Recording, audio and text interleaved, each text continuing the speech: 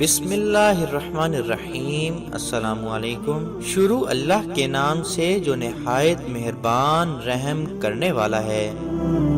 نبی کریم صلی اللہ علیہ وآلہ وسلم نے فرمایا، اگر میرے پاس احد پہاڑ کے برابر سونا ہوتا تو میں پسند کرتا کہ ان کے لینے والے مل جائیں، تو 3 دن گزرنے سے پہلے ہی میرے پاس اس میں سے 1 دینار بھی نہ بچے، سوا اس کے جسے میں اپنے اوپر قرض کی ادائیگی کے لیے روک لوں۔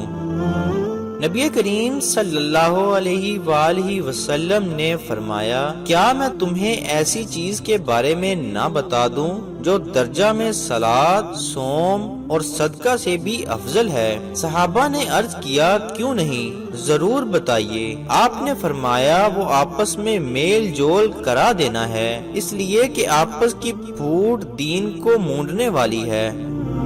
نبی کریم صلی اللہ علیہ وآلہ وسلم نے فرمایا، اگر تم اللہ پر اس طرح توکل کرو جس طرح اس پر توکل کرنے کا حق ہے، تو وہ تمہیں اس طرح رزق فراہم کرے جس طرح وہ پرندوں کو رزق فراہم کرتا ہے۔ وہ صبح کے وقت بھوکے نکلتے ہیں اور شام کے وقت شکم سیر ہو کر واپس آتے ہیں۔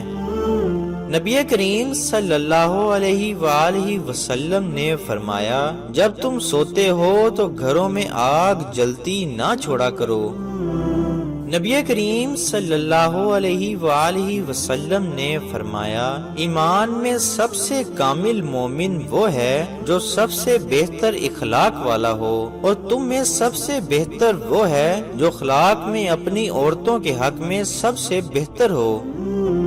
نبی کریم صلی اللہ علیہ وآلہ وسلم نے فرمایا، جب ابن آدم سجدے کی آیت تلاوت کر کے سجدہ کرتا ہے تو شیطان روتے ہوئے وہاں سے ہٹ جاتا ہے، وہ کہتا ہے، ہائے اس کی ہلاکت، اور ابو کریب کی روایت میں ہے، ہائے میری ہلاکت۔ ابن آدم کو سجدے کا حکم ملا تو اس نے سجدہ کیا، اس پر اسے جنت مل گئی، اور مجھے سجدے کا حکم ملا تو میں نے انکار کیا، سو میرے لیے آگ ہے۔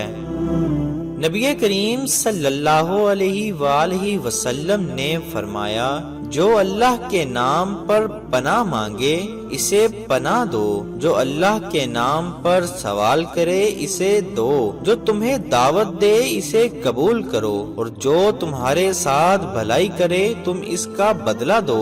اگر تم بدلہ دینے کے لیے کچھ نہ پاؤ تو اس کے حق میں اس وقت تک دعا کرتے رہو جب تک کہ تم یہ نہ سمجھ لو کہ تم اسے بدلہ دے چکے۔